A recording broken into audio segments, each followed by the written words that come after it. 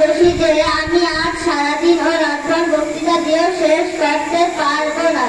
তারপরেও আমি এই অল্প সময়ের মধ্যে কিছু কথা বলতে চেষ্টা করবো ইনশাআল্লাহ। আজ আমি আমাদের জীবনের সবচেয়ে গুরুত্বপূর্ণ বিষয়, আমাদের মাতা পিতা আমাদের জীবনের সবচেয়ে প্রিয় মানুষ। তারা সারা জীবন আমাদের দুঃখ সুখের সাথী, তাই তাদের প্রতি আমাদের কর্তব্য অনেক বড়।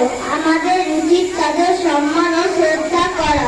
আল্লাহ তাআলা কোরআনে বলেছেন, তোমার প্রতিপালক আদেশ করেছেন যে তোমরা তাকে ছাড়া অন্য কারোর উপাসনা করো না এবং তোমার পিতামাতার প্রতি সদাচরণ করো।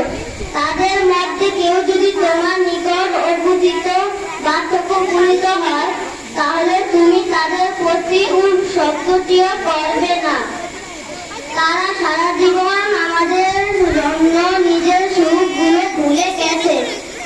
উপরিউক্ত আয়াতের তর্জমা অনুযায়ী জানতে পারলাম, আল্লাহ স্বয়ং ইবাদতের সাথে মাতা পিতার সেবাকে একত্রিতভাবে বর্ণনা করেছে।